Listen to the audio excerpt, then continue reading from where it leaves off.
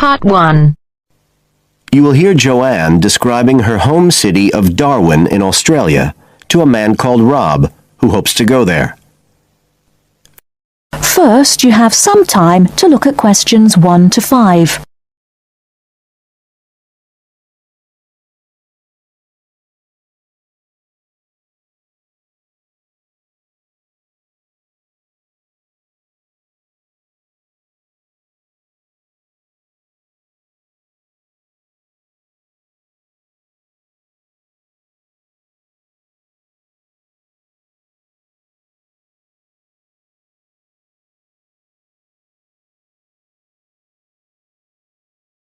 Now we shall begin. You should answer the questions as you listen, because you will not hear the recording a second time. Listen carefully and answer questions 1 to 5. Joanne? Hi, you must be Rob. Nice to meet you. So, I hear you're planning to visit Australia. Yeah, and I really wanted to talk to you because I was thinking of spending some time in Darwin, and my sister told me you're from there. That's right. So, tell me about it. Well, where shall I start? Well, Darwin's in what they call the top end because it's right up at the northern end of Australia, and it's quite different from the rest of Australia in terms of cultural influences. In fact, it's nearer to Jakarta in Indonesia than it is to Sydney, so you get a very strong Asian influence there. That means we get lots of tourists. People from other parts of Australia are attracted by this sort of international cosmopolitan image. And as well as that, we've got the same laid-back atmosphere you get all over Australia, probably more so, if anything, because of the climate. But what a lot of the tourists don't realise until they get there is that the city's also got a very young population. The average age is just 29, and this makes the whole place very buzzy. Some people think that there might not be that much going on as far as art and music and dancing and so on are concerned because it's so remote. I mean, we don't really get things like theatre and opera in the same way as cities down in the south, like Sydney, for example, because of the transport expenses.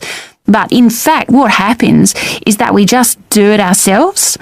Lots of people play music, classical as well as pop, and there are things like artists groups and writers groups and dance classes. Everyone does something. We don't just sit and watch other people. You said it's very international? Yeah, they say there's over 70 different nationalities in Darwin. For instance, there's been a Chinese population there for over 100 years. We've even got a Chinese temple. It was built way back in 1887, but when a very bad storm, a cyclone in fact, hit Darwin in the 1970s, it was almost completely destroyed.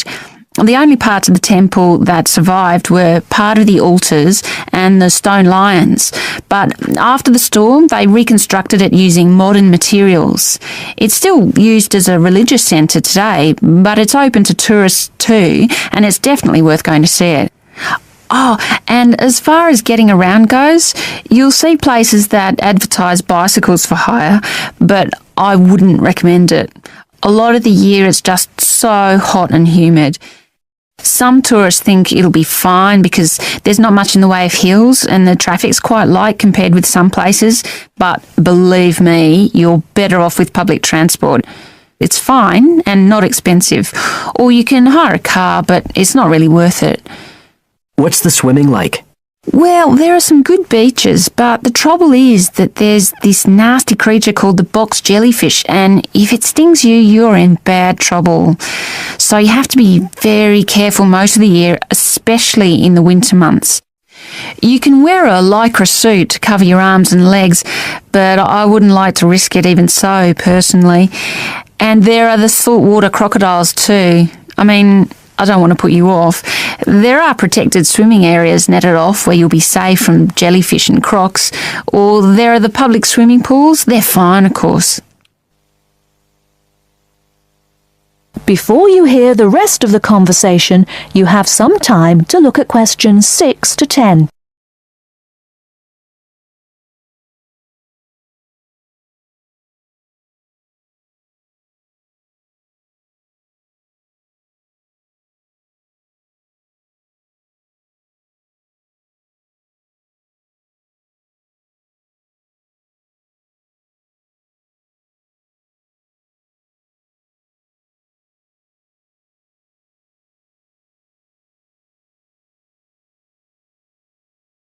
Now listen and answer questions 6 to 10. So, which places would you specially recommend? Well, one of the most popular attractions is called Aquascene. What happens is every day at high tide, hundreds of fish come in from the sea, all different sorts, including some really big deep sea fish. And some of them will even take food from your hand. It's right in the middle of town at the end of the esplanade. It's not free. I think you have to pay about $5, but it's definitely something you have to experience. Then, of course, Darwin has a great range of food, being such a cosmopolitan place. And if you don't have lots to spend, the best place to go is to Smith Street Mall, where they have stalls selling stuff to eat. There's all sorts of different things, including Southeast Asian dishes, which I really like. You'd think there'd be plenty of fresh fish in Darwin, as it's on the coast, but in fact, because of the climate, it mostly gets frozen straight away.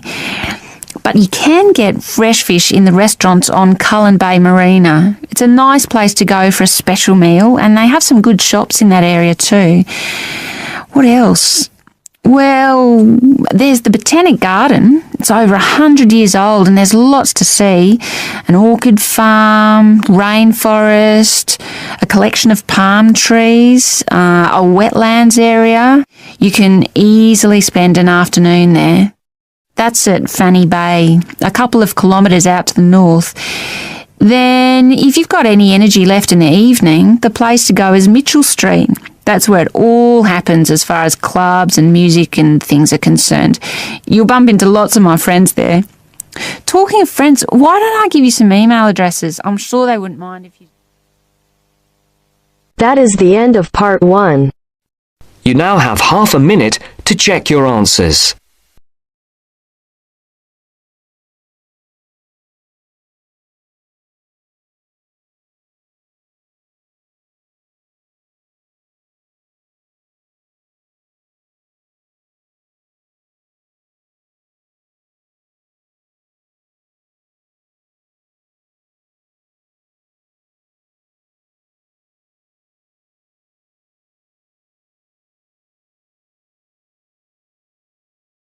Section 2.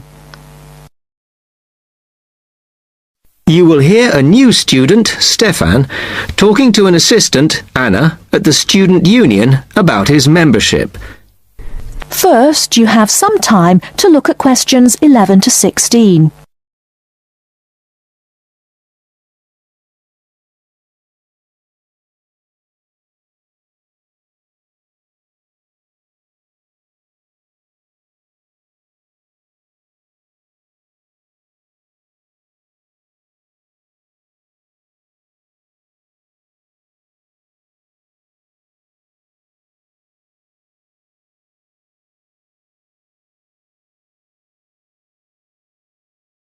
Now, listen carefully and answer questions 11 to 16.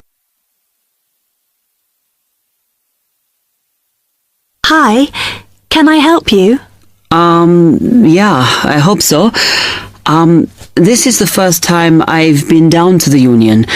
I'm a new international student, and I just wondered what to do. Oh, right. Well, normally we ask international students to fill out this form, and we put your details on the wall by reception. Then other students can contact you. It's a way for everybody to get to know each other. It can be a bit lonely otherwise. Oh, I see. What's your name? I'm Anna, by the way. It's Stefan Unger. OK, well, just write that there, next to name, and then fill in the rest. Right. What does it mean, degree program? Oh, just if you are an undergraduate or a postgraduate. Or maybe you're just here for a short course? I'm a postgraduate. Do I need to say what in? Not really. It's too much detail. But you should put your department, so people who have the same interests or problems as you can get in touch. So I'm studying marine construction, so for department, do I put down the science faculty then? Just your actual department. That must be engineering, no? Oh, I see, yes. Then if you list what you like doing in your free time, not that we ever get any when we're studying, and maybe you can meet up with someone socially, or to join a club or something. Well, I like lots of things. Shall I just list them?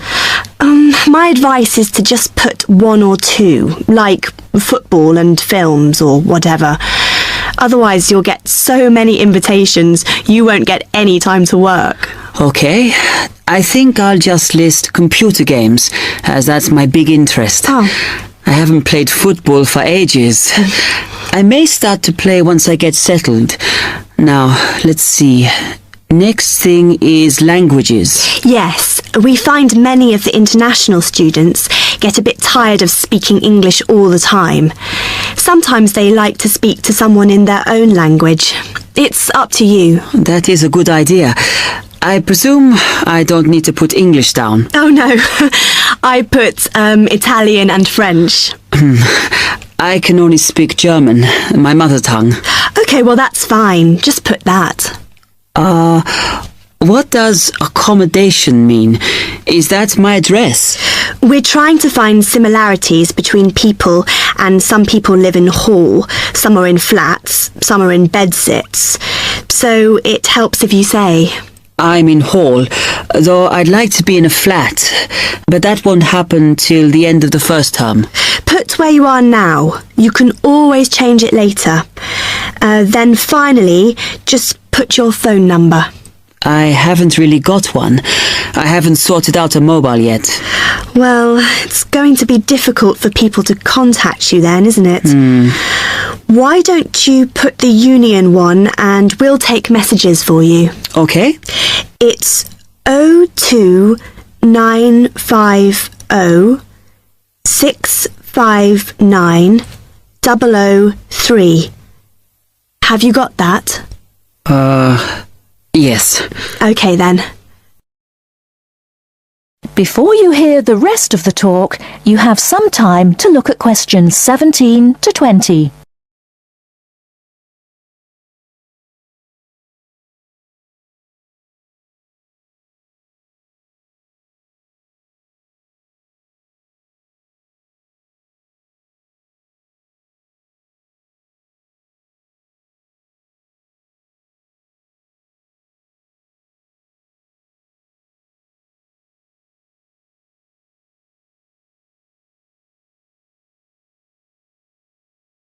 Now listen and answer questions 17 to 20. Oh, I had a couple more questions about the services you've got here. It says there's a photocopier here. Yes, you need to get a card from the shop, and then it's available to all students in the mornings. The union uses it after 1 p.m. Okay. I see also the union organizes loads of events. Are they always held here in the union building? It looks big enough. If you're interested in something, you should check the poster or our website.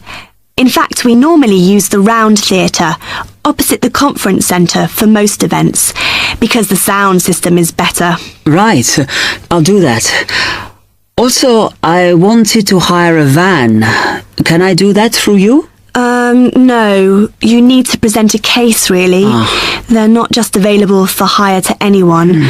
The president said we have to limit who is allowed to hire them. The person you need to see is the transport secretary. She's on the second floor. Okay, thanks. The other thing is, are all the discounts we get with our union card listed on the back of the card? I thought there might be more. No, that's it, I'm afraid. Mainly books, clothes and music. Though we are currently negotiating to get one on newspapers, so that should be valid from next term. Okay, thanks a lot for your help. That is end of section 2. You now have half a minute to check your answers.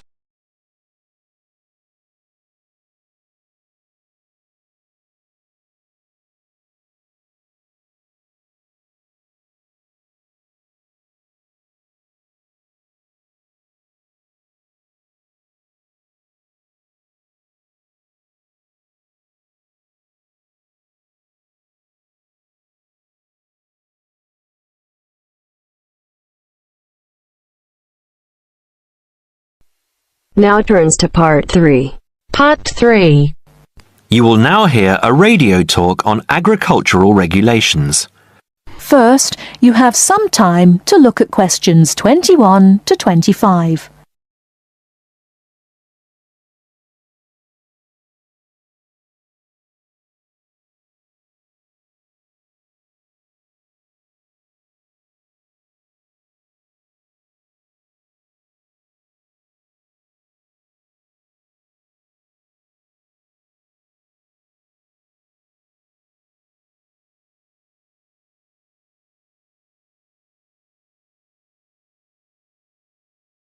Now listen carefully and answer questions 21 to 25.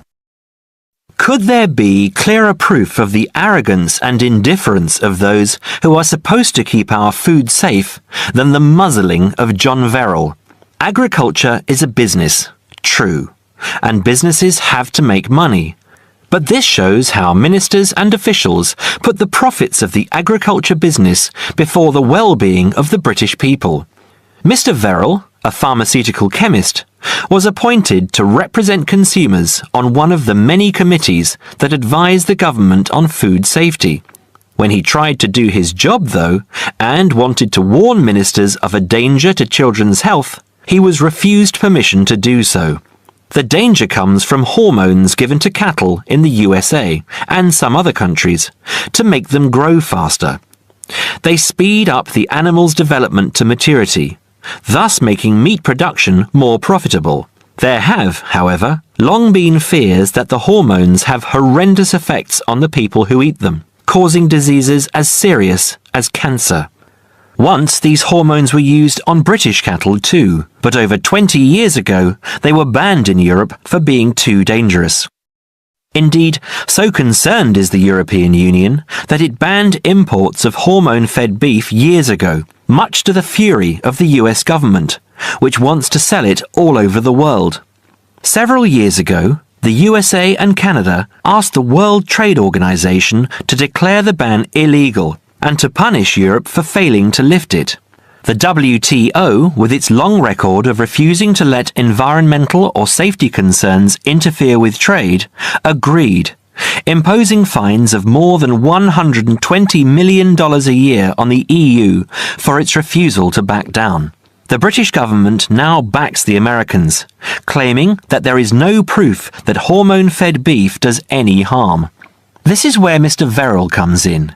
He is very angry with the government, especially as their claim comes out just after a Danish study shows that growth hormones are 200 times more dangerous than was previously thought. Worried by these findings, Mr. Verrill spoke to government representatives, who did nothing. Before you hear the rest of the talk, you have some time to look at questions 26 to 30.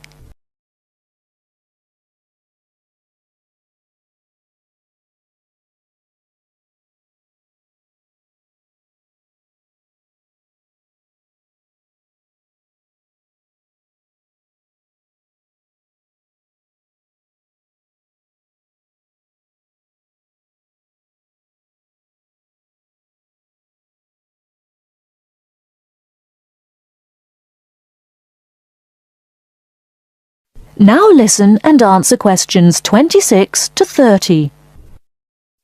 Not only that, but they have not been testing beef which is imported, which, by law, they are required to do. This directly affects the British public, as about 40% of the beef British people eat comes from abroad, supposedly from countries like Brazil, which does not allow the use of growth hormones. Brazilian beef is stocked by some British supermarkets and widely used in catering. Yet, when a Brazilian farm was recently visited by EU inspectors, a large stockpile of this banned substance was found. This is not the first food scandal we have had in our country. Take the present concern over a well-known chocolate company. Several months ago, the company found out that its sweets were contaminated with a rare form of salmonella, but they did nothing about it, leaving their sweets in the shops to be bought by the unsuspecting public. It was not until 5 months later when several children had suffered food poisoning, that the chocolate bars were removed from the shelves. It makes you wonder how many other dangerous foods have been allowed onto our plates. That is the end of part 3. You now have half a minute to check your answers.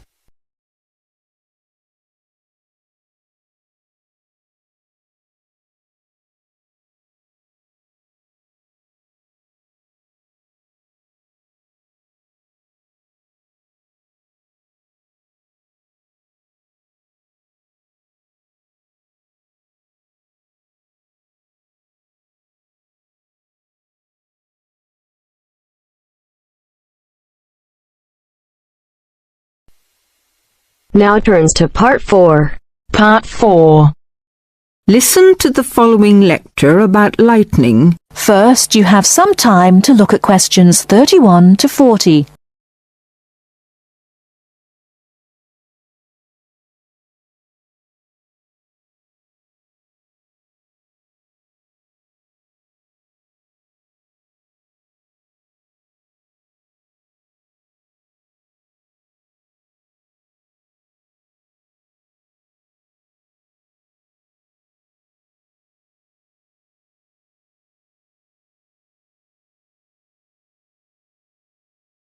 Now, listen carefully and answer questions 31 to 40. In earliest times, man considered lightning to be one of the great mysteries of nature. Some ancient people believed that lightning and thunder were the weapons of God. In reality, lightning is a flow of electricity formed high above the earth. A single flash of lightning 1.6 kilometers long has enough electricity to light 1 million light bulbs. The American scientist and statesman Benjamin Franklin was the first to show the connection between electricity and lightning in 1752. In the same year, he also built the first lightning rod. This device protects buildings from damage by lightning. Modern science has discovered that one stroke of lightning contains more than 15 million volts.